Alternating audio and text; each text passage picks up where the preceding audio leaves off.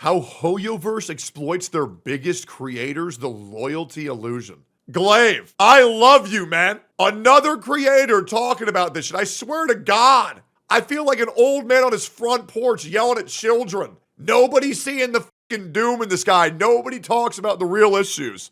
How the fuck is nobody from Genshin Impact talking about the fact that Nerumero got fucking forced to stop playing Genshin and to not, or got forced to continue playing Genshin and to not play Wuthering Waves when he wasn't even contracted? It's weird as shit. And the fact that nobody from Genshin is talking about it, it's like they want to live in their own delusional world where they ignore reality and act like everything's fine. It's insane. Like, not even a, hey, I don't think that's cool. They didn't even talk about it on Twitter. Not a single video about this predatory practice of making the game more of a scam to its players. None of them are talking about it, except for on their Twitter, which is a fucking platform that businesses don't monitor. It's insane. It's pathetic. Just speak your fucking thoughts. They're paid to shut the fuck up? I don't know about that. Just expose Hoyoverse for their treatment of official creators. Yep. And let me tell you, it's not pretty. It's Nerumero not. isn't just any content One of the creator. With biggest. over 550,000 subscribers, That's he insane. is one of the biggest names in the Japanese gaming scene. From the early days of Genshin Impact, he has been a cornerstone of the community, offering gameplay guides, engaging discussions, and humor that brought players together. But despite his undeniable influence and loyalty, Hoyoverse staff consistently treated him poorly. From dismissive communication to outright ignoring him when he reached out for clarity, the red flags were everywhere. Absolutely. And then came the breaking point. Nerumero was kicked out of the official creator program without any warning, without any explanation. When I was removed, this is a little known fact, I was in the content creator program for Genshin Impact for about a month and a half. I was removed without message, without warning, without any follow-up, no matter how many times I reached out. Never knew why. Fast forward 3 years, and I hear from a friend of a community manager that the reason why I got kicked out was too much constructive criticism of our product. Like, are you fucking kidding me? When we get to a point where creators speaking out on how we think your game can improve and what we think the community wants as a whole is deemed as toxic and unhelpful, why the would I want to play your game? And then these little dogs are going to blacklist me from talking to their voice actors, are going to blacklist me from getting direct sponsorships for their other games. It's pathetic. Flat out kicked him out. No word, no nothing at all. Imagine pouring your heart into something for years, only to be cast aside without even a conversation. It felt like being ghosted by someone you thought you had a strong connection with. True. Eventually, thanks to community support and a fellow content creator, Nerumero managed to re-enter the program, but even then, things didn't improve. Despite And you want to know why it freaks me out so much? Because if you guys don't remember, Mr. Pokey released a video that Hoyoverse themselves copyright struck and got him to take down. And Mr. Pokey had to fear that he was losing his channel for 48 hours until, thank God, they descended from the heavens and said, oh, don't worry, we're not going to destroy your channel yet. Find out next time. It's this lack of communication that puts their directly sponsored and approved of content creators in a life of fear. And the fact that people deal with this for what? For a couple extra primo gems a month, and so they call you a good boy and, let's be real, probably bought your fucking channel. It's fucking pathetic.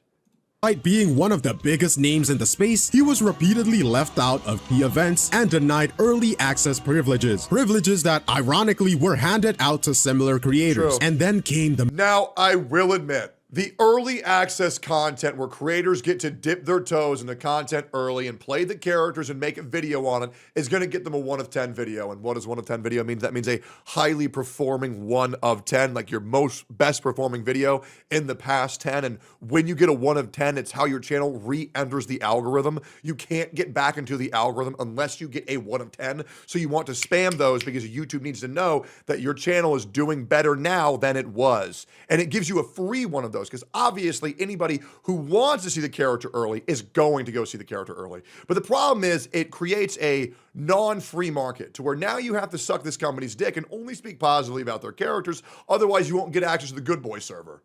Me personally, the only way to fix this is to stop watching content creators who have access to the early access server and support those who don't. That's just me. But yeah, nobody's going to fucking do that. This is my own thing. That's pretty much the only alternative. Moment. The final straw. After streaming Wuthering Waves, Hoyoverse staff immediately reached out to him. Their message was clear. Please do not do that. Now, legally, Okay, the other problem is, I don't want to send any shit towards Brax and Mr. Pokey because they are good dudes and they do speak constructively about the game. They do. It's just such a hard issue to solve.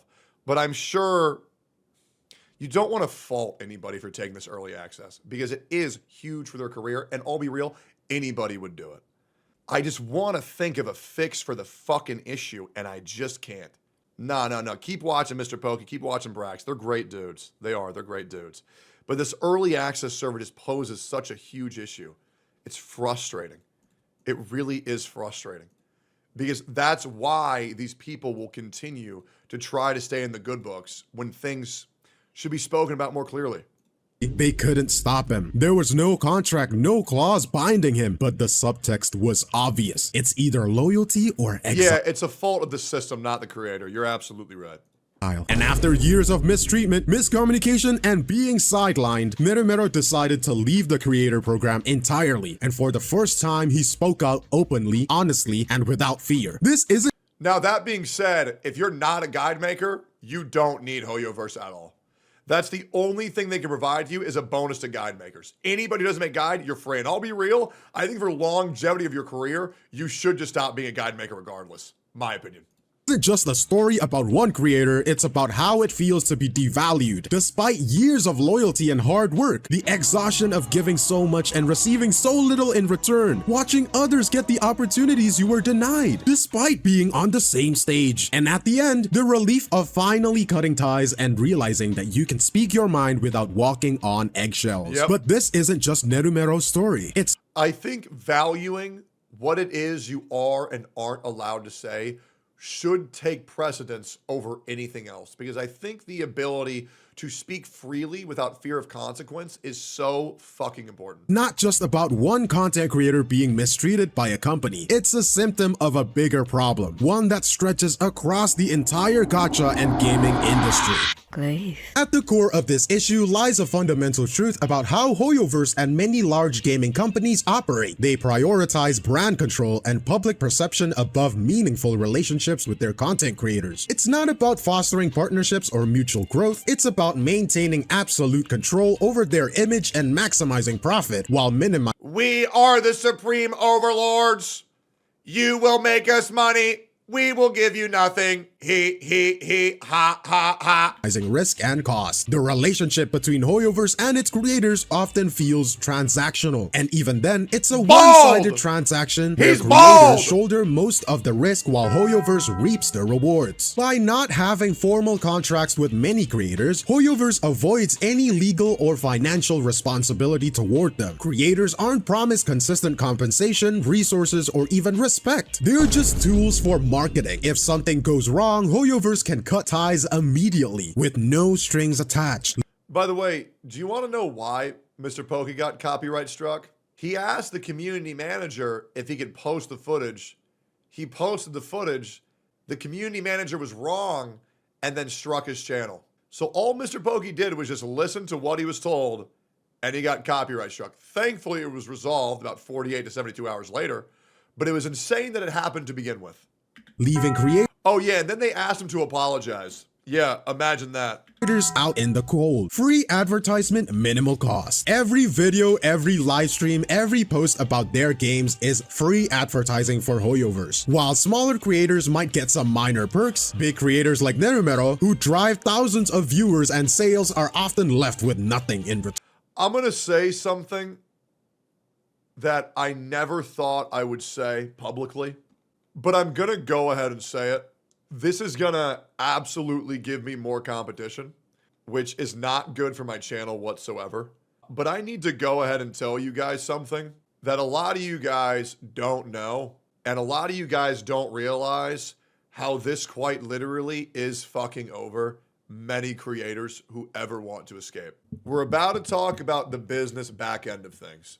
A lot of you guys may not understand this. I'm going to attempt to make this make as much sense as possible. And if you're a creator and you're reacting to this, first of all, thank you. I love when people react to my videos. And secondly, if you think I'm wrong, please demonstrate and please explain why you disagree. I am now going to explain to you why Hoyoverse is destroying your channel if you ever decide to pivot out of it. This is how you are in the Hoyo prison. Sounds crazy, doesn't it? Sounds like a conspiracy theory, doesn't it? Okay, so let's talk about this. What does the Hoyo early access system do? What the Hoyoverse early access system does, it allows you to push out videos that give you a free 1 of 10. On the surface, that sounds very good, right? You get a free 1 of 10 video. Now, what does that 1 of 10 video say to YouTube's algorithm? This is the content that we want. This video right here. Now, those videos are only available if Hoyoverse tells you you can have it.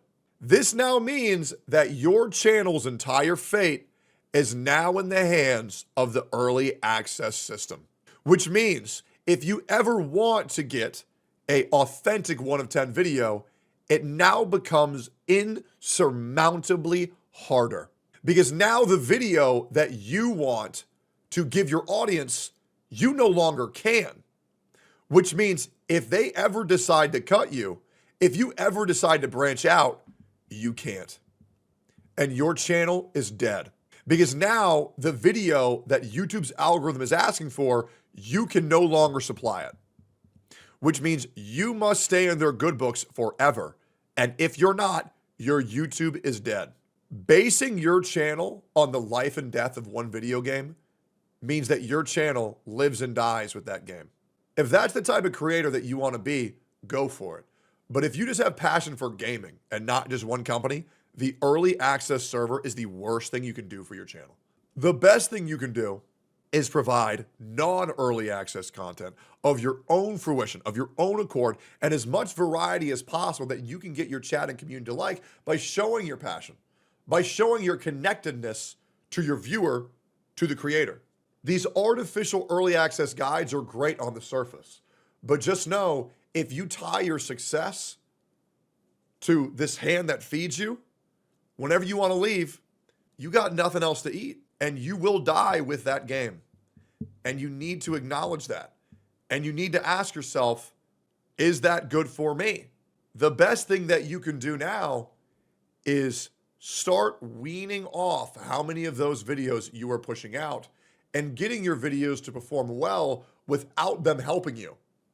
Because if you ever decide you want to do anything else ever in the future, you can't.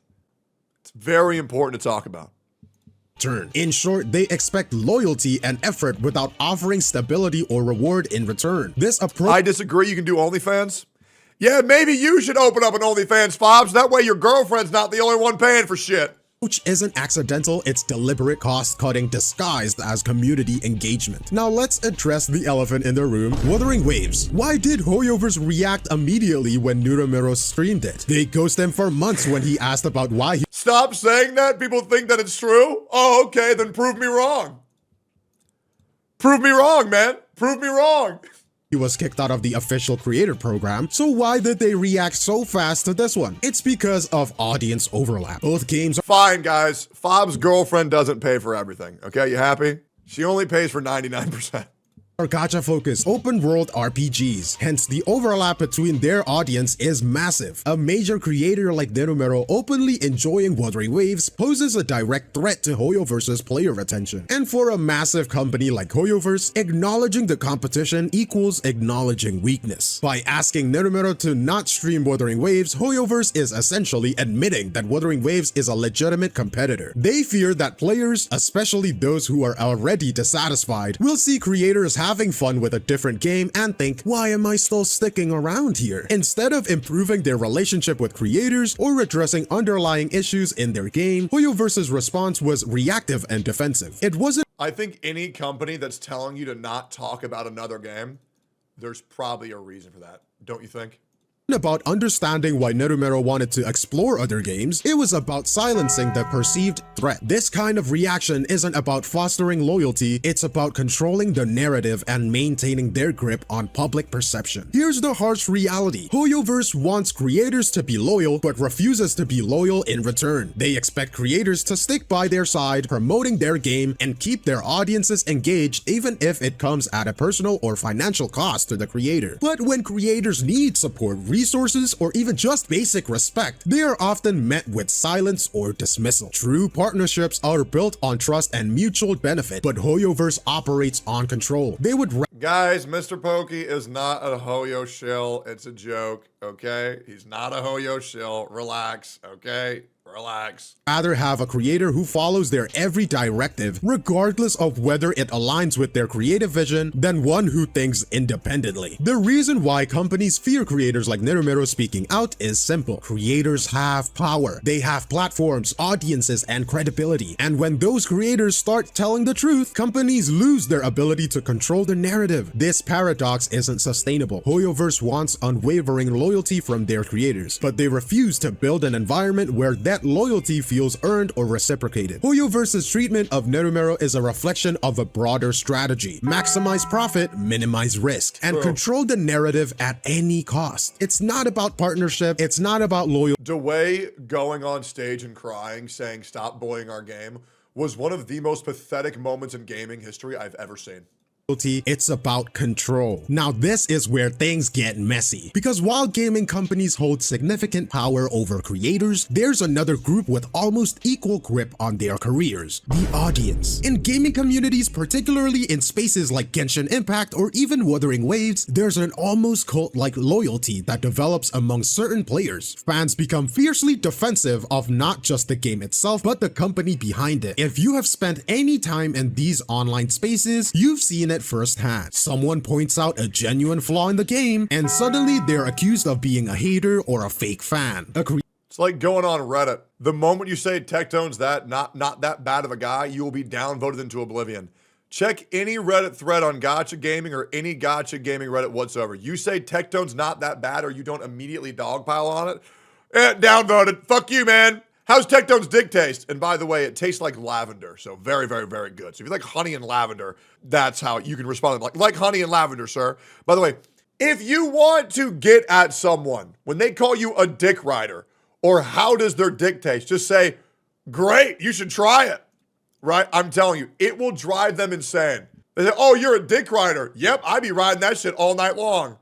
They hate it. Because when you take power away from their words, they have nothing. I shit you not, try it.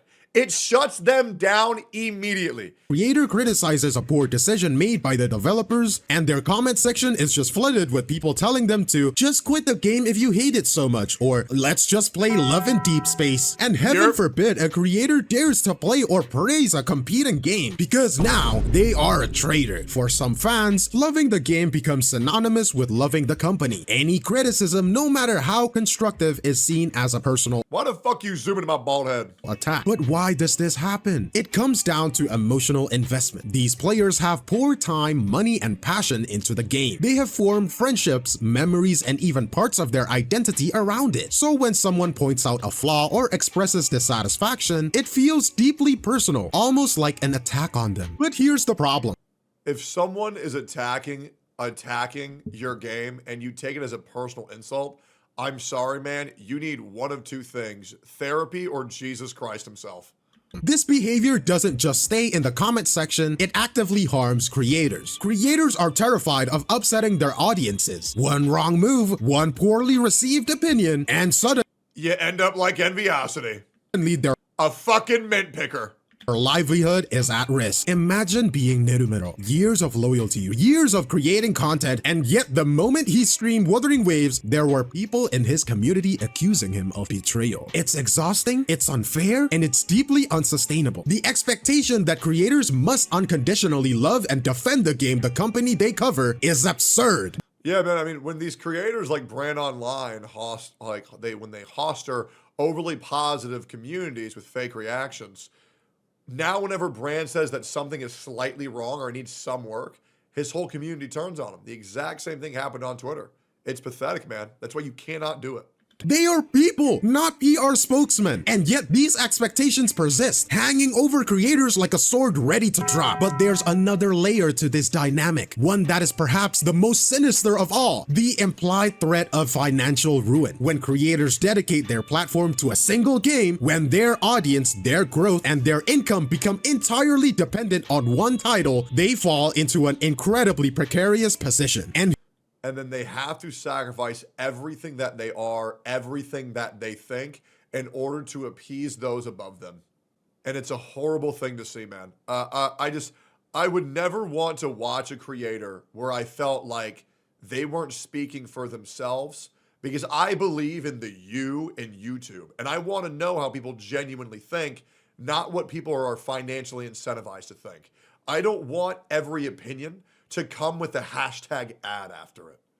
Here's the harsh truth. Companies knows this. Fans knows this. Hoyoverse knows this. It creates a toxic power dynamic where both parties can essentially say, if you leave this game, your career will die. If you criticize this game, your audience will turn on you. If you play something else, you won't be able to pay your bills. For creators, the fear of stepping out of line becomes paralyzing, even when I want to show you guys something where I realized that I needed my opinion to be authentic. And when that happened, I want to kind of show you what it looked like, because this is very, very, very important to me. A lot of you guys may not remember this, but I did quit Genshin Impact. Yes. Now, what does that look like when a creator does quit Genshin Impact? Well, I will let you know. It was, unironically, one of the hardest times for my channel. It was very, very, very difficult. And I kind of want to show you what that did to my channel, if I can find this real quick. Here it is. So I quit Genshin Impact right around here. And my channel's views tanked. Tanked hard. Hard. I went down to getting 20,000 views, 20,000, 20,000, 20,000, 20,000, 10,000, 15,000, 10K, 17K. I'm still losing subscribers and followers to this day on YouTube and Twitch. I don't think I've had a stream consistently or YouTube consistently go up in subscribers in a year and a half, because Genshin's influence is so high. And I mean this generally, I'm losing followers every time I go live. Ignore these, I got botted. Don't know by who. Somebody botted me followers, I don't know who. I've been losing followers consistently since that day. And it was the lowest point in my Twitch and YouTube career ever. But the thing you got to understand is subscriber count doesn't matter. Twitch follower count doesn't matter. The only thing that matters is how many views you're getting. And from that day, I could maybe get 500 to 600 in variety. From that day, I could get like 4 to 5K in Genshin Impact.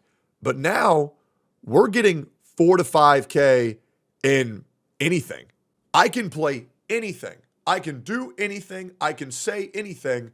Because I cannot tell you how important it is for your community to know that when you talk, it is the truth and it is how you feel. No one is influencing what you say. That's why I'm happy to not be a part of any organization, any larger company where there's expectations required of me. And when I speak, my chat knows, okay, this guy has no reason to lie. And it's so important.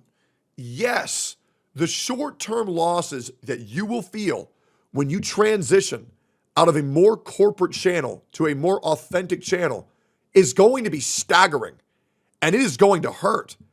But when your chat knows that you're doing this because you want to be able to be truthful with them, they will respect the fuck out of that.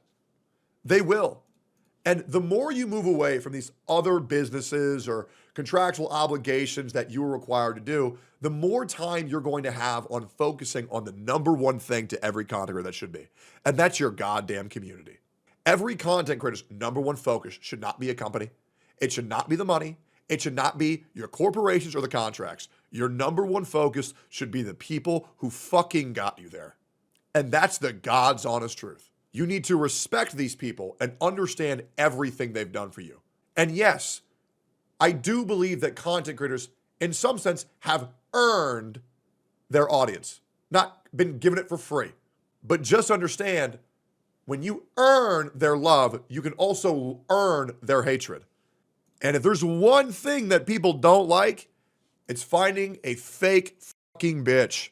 They know that they're being mistreated. Even when they know they're being taken advantage of, they feel trapped. And this isn't just about Hoyoverse. It's everywhere. It's the way the gaming industry has conditioned both creators and audiences to believe that loyalty to a single game or a company is the only way to success. By the way, pro tip, if you're not enjoying a game, just quit. Company loyalty is the dumbest shit ever. You don't owe these devs, you don't owe these companies. Shit, you don't even owe me to sit here and watch me if you don't like my content. What the fuck are you doing? If you don't like something, leave. You don't owe nobody nothing. It's the same thing for the products you purchase. Guys, I'm going to say something bad. The products you purchase, the shows you watch, the media you consume. I don't give a fuck about working conditions. I don't give a fuck. The only thing I want is the best product for the cheapest price in the quickest amount of time. I don't give a fuck. Just give me what I want and make it cheap, because the world's hard enough as it is. Okay? A fucking $3.29 for a double cheeseburger at McDonald's. I don't give a fuck if that hamburger's ethically made. If I can get it for a quarter cheaper, I'm gonna buy that option every goddamn day of the week. Creators are stuck in the middle, walking a tightrope above an audience that can turn on them in an instant and a company that can discard them without hesitation. It's an impossible position to maintain forever. And yet, so many creators keep walking that. And for all y'all who say, no, I care about working conditions, hey, y'all know that your phone was made in a Chinese sweatshop by children, and Jujutsu Kaisen animators are pretty much treated the same as fucking animals, right? And I bet y'all still got a phone. I bet y'all still watch that goddamn season. And it was good too. That shit was good too. Yes, sir. Terrified of what waits for them if they fall. This isn't sustainable. It's not fair. And it's not something we can keep ignoring. At some point, something has to change, because if it doesn't, the cycle will just repeat itself. Every creator will eventually face their own Nerumero moment. And when that happens, we will have to ask ourselves, was this inevitable, or could it have been avoided? After everything we have talked about, the mistreatment of Nerumero, the illusion of official content creator programs, the relentless grip of corporate control, and the unshakable loyalty of certain audiences, the question remains, can this actually change? Will companies like Hoyoverse and others in industry learn to treat their creators with respect, transparency, or fairness? Or will they continue to double down on rigid control, prioritizing their bottom line over meaningful partnerships? Change might not come quickly, and it might not come willingly, but as long as creators keep speaking up, and as long as audiences keep supporting them, it can happen. And speaking of audiences, let's talk about Hoovers.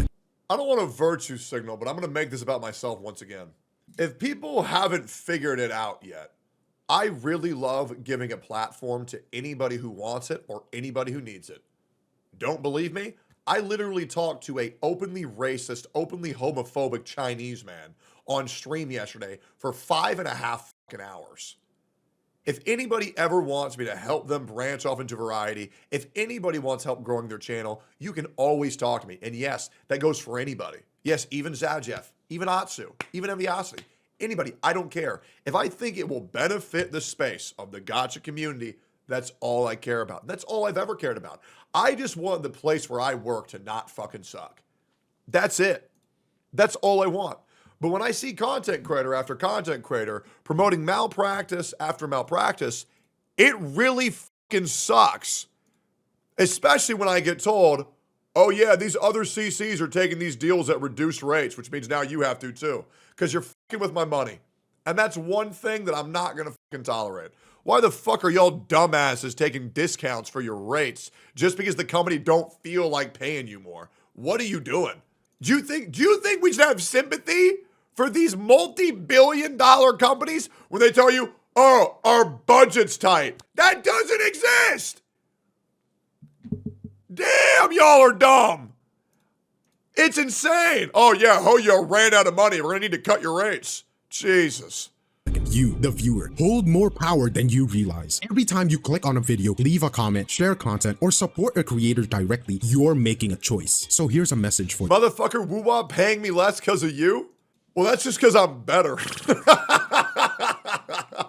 Hey, Fob, go live and let's play Marvel Rivals together, man. Support creators, not corporations. It's the creators who show up every day, who share their passion, their humor, their frustrations, and their joy with you. Loyalty to a game doesn't mean loyalty to the developers. You can love a game's world, you can love a character and its stories without blindly defending the company that made it. Ask questions, stay critical, and don't be afraid to hold companies accountable. At the end of the day, games are supposed to be about fun, creativity, and community. But when corporate greed and control starts overshadowing those values, it's up to the creators and audiences to push back. The relationship between creators and game companies shouldn't feel like walking on a tightrope. It shouldn't feel like creators are one bad day, one wrong tweet, or one stream competitor game away from losing everything they have worked for. Loyalty goes both ways, or at least it should. But as we've seen time and time again, it often doesn't. So whether you're a creator, a viewer, or just someone who loves these games, let Nerumero's story remind you of something important. Creators deserve respect, audiences deserve transparency, and companies, they need to do better. Because if they don't, the creators and communities they rely on might just start looking elsewhere. And honestly, they should. Thank you for watching. Thank you for supporting creators who speak up. And most importantly, thank you for caring. God, Glaive is just such a good content creator. It's fucking unbelievable. One of the best additions to the gacha community ever. And I do mean this. If any creator, no matter who they are, tries to branch off into variety content, like, for example, a guy you guys know that I all fucking hate, because I think he's a rat piece of shit. I do. You know, I'm not going to lie to you. I think Envy's a piece of shit. I really do. Okay, the guy's weird. All right, the guy went after my personal life. Fuck off. But regardless, I see that he's trying to branch off and play Pokemon TCG.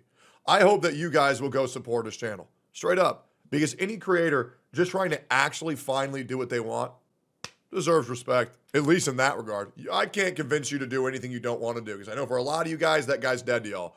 But I'm just saying, if a creator's trying to branch off into variety, I fully respect it. That's just my opinion, but I mean, maybe he's too far gone by being a fake bitch for too long. Anyways, great video, Glaive. Go like, comment, subscribe to that guy's channel. Dude's the fucking man.